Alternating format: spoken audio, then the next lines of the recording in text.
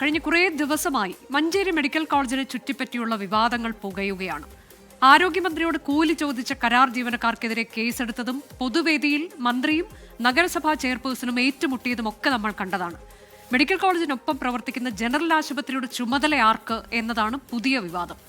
നഗരസഭയ്ക്ക് 2016 നൽകിയെന്ന് സർക്കാരും ജനറൽ ആശുപത്രി എവിടെയാണ് പ്രവർത്തിക്കുന്നത് എന്ന് നഗരസഭയും ചോദിക്കുന്നു. ഇങ്ങനെ ആശയക്കുഴപ്പം തുടരുമ്പോൾ വലയുന്നത് ഈ മെഡിക്കൽ കോളേജിനെ ആശ്രയിക്കുന്ന പൊതുജനമാണ്. മഞ്ചേരി മെഡിക്കൽ കോളേജ് കഴിഞ്ഞ കുറച്ച് ദിവസങ്ങളായി ചർച്ചയിലുണ്ട്. ഒരു ജനറൽ ആശുപത്രി മെഡിക്കൽ കോളേജായി ഉയർത്തുമ്പോഴുണ്ടാകുന്ന പ്രശ്നങ്ങൾ പരിഹരിക്കാൻ പതിറ്റാണ്ട് പിന്നിട്ടിട്ടും കഴിഞ്ഞില്ല എന്നുള്ളതാണ് യഥാർത്ഥ വസ്തുത. അതിൽ താൽക്കാലിക ജീവനക്കാരുടെ ശമ്പളം മുടങ്ങുന്നത് മുതൽ കെട്ടിടങ്ങളുടെ ശോചനീയാവസ്ഥ വരെ പെടുന്നു. രാഷ്ട്രീയ പഴിചാരലുകൾ വേറെ. അപ്പോൾ മഞ്ചേരി മെഡിക്കൽ കോളേജിന്റെ യഥാർത്ഥ രോഗം എന്താണ്? അതിനുള്ള ചികിത്സ എന്താണ്?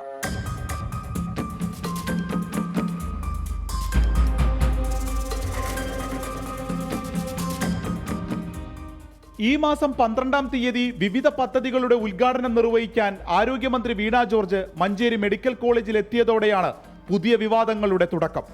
മഞ്ചേരി ജനറൽ ആശുപത്രിയുടെ വികസനത്തെക്കുറിച്ചുള്ള MLAയുടെ ആവശ്യങ്ങൾക്ക് ജനറൽ ആശുപത്രി നഗരസഭയ്ക്ക് വിട്ടു നൽകിയിട്ടുണ്ട് എന്നതായിരുന്നു മന്ത്രിയുടെ മറുപടി. ഇതേ ചൊല്ലി വേദിയിൽ തന്നെ വാക്പോരും നടന്നു. അതിനുശേഷം വിവാദം ആളിക്കത്തി. മഞ്ചേരി ജനറൽ ആശുപത്രിയാണ് മെഡിക്കൽ കോളേജാക്കി ഉയർത്തിയിരുന്നത്. എങ്കിലും ജനറൽ ആശുപത്രിയുടെ സ്റ്റാഫ് പാറ്റേൺ നിലവിൽ ഇവിടെ പ്രവർത്തിക്കുന്നു. 2016 ഇവിടെയുള്ള ജനറൽ ആശുപത്രി നഗരസഭയ്ക്ക് കൈമാറിയെന്നാണ് ഉത്തരവ്.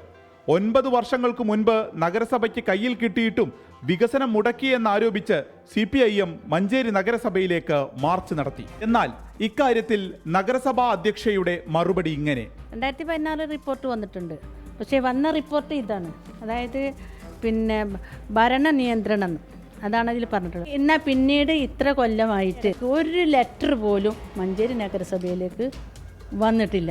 മെഡിക്കൽ കോളേജ് ആക്കിയതോടെ ഹോസ്പിറ്റൽ ഡെവലപ്മെന്റ് കമ്മിറ്റി ഇവിടെ നിലവിൽ പ്രവർത്തിക്കുന്നില്ല. മഞ്ചേരി ജനറൽ ആശുപത്രി പുനരാരംഭിക്കാൻ സർക്കാർ ഉദ്ദേശിച്ചിട്ടില്ലെന്ന് മന്ത്രി വീണ ജോർജ് തന്നെ നിയമസഭയിൽ മറുപടി നൽകിയിട്ടുണ്ട്. ജനറൽ ആശുപത്രിയുടെ ഭൗതിക സാഹചര്യം ഉപയോഗപ്പെടുത്തിയാണ് മെഡിക്കൽ കോളേജ് പ്രവർത്തിക്കുന്നതെന്നും മന്ത്രി. അപ്പോൾ നഗരസഭയ്ക്ക് വിട്ടുകൊടുത്ത ജനറൽ ആശുപത്രി ഏതാണ്? ഇക്കാര്യങ്ങളിൽ ഇനിയും വ്യക്തത വരണം. കാസ്പിന് കീഴിലെ താൽക്കാലിക ജീവനക്കാർക്ക് 2 മാസമായി മുടങ്ങിയ ശമ്പളം ഇപ്പോഴും ലഭിച്ചിട്ടില്ല. പരാതി പറഞ്ഞതിന് പോലീസ് കേസെടുത്തത് മറ്റൊരു വിവാദം. ഇനി ആശുപത്രിയുടെ അടിസ്ഥാന സൗകര്യങ്ങളിലേക്ക് വരാം. അത്യാഹിത വിഭാഗത്തിലുള്ള രോഗിക്ക് എക്സ്റേ എടുക്കണമെങ്കിൽ 200 മീറ്റർ ചുറ്റി C ബ്ലോക്കിലെത്തണം. മഴയും വെയിലുമേറ്റു വേണം ഇവിടെ പോകാൻ. റേഡിയോളജി വിഭാഗത്തിലേക്ക് ഡോക്ടർ റെഫർ ചെയ്താൽ പെട്ടത് തന്നെ എന്ന് ചുരുക്കം.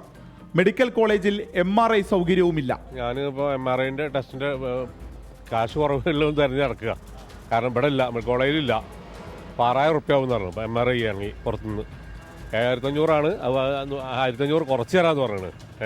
മലപ്പുറം ജില്ലയ്ക്ക് സ്വന്തമായ ഒരു മെഡിക്കൽ കോളേജ് പാസ്സായ സമയത്ത് അടിസ്ഥാന സൗകര്യങ്ങൾ നോക്കാതെ താലൂക്ക് ഹോസ്പിറ്റലിൽ പെട്ടെന്ന് മെഡിക്കൽ കോളേജിന്റെ ഗ്രേഡിലേക്ക് ഉയർത്താണ് ചെയ്തത്. പക്ഷേ അതിന് വേണ്ടിയിട്ടുള്ള സൗകര്യങ്ങളോ ഡോക്ടേഴ്സിനുള്ളതോ നമുക്കറിയാം, ഭയങ്കര കൺജസ്റ്റഡ് ആണ് ഈ ഏരിയ. ഭയങ്കര കൺജസ്റ്റഡാണ്. ഒന്നും വേണ്ട, മെയിൻ റോഡിൽ നിന്നുള്ള കാഷ്വാലിറ്റിയിലേക്ക് ഒരു വഴി പോലും ഇല്ല. ഇത്രയും ഇടുങ്ങിയ വഴിയിലൂടെ വേണം കാഷ്വാലിറ്റിയിലേക്ക് ഒരു ആംബുലൻസ് പോലും വരാൻ.